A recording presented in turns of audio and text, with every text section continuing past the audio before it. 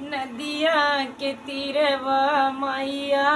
जेवना बनावली हो जेवना बनावली हटिया न मैया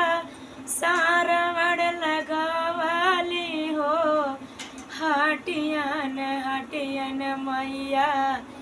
सारवड़ लगावली हो कहाँ गईले हमारे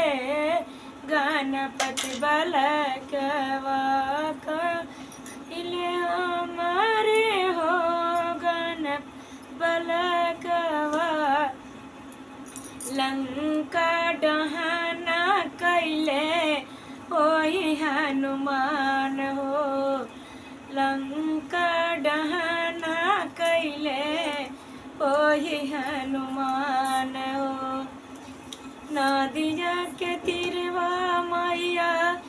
गेड़ुआ भरावली हो गेड़ुआ भरावली हटिया न मैया सारवड़ लगवली हो हटिया न मैया सारवड़ लगवले कहाँ गईले हमारा हो गणपति बलकवा हो कहाँ गईले हमारा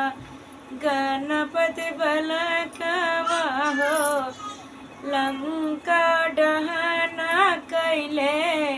ओही हनुमान हो लंका डहाना कैले ओही हनुमान हो नदिया के तीरवा मैया गेड़ू बीरवा लगावली हो बीरवा लगावली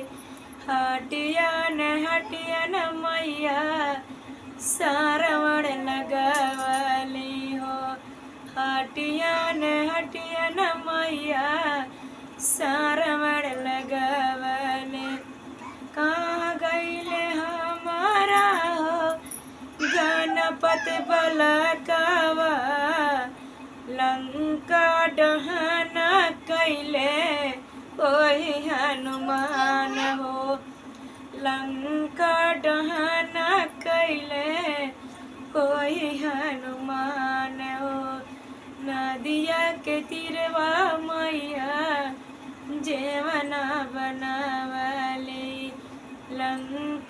हटिया न मैया सारवड़ लगावले कहाँ गईले हमारा हो गणपति बलकवा लंका डहाना कैले ओही हनुमान हो लंका डहाना कैले ओही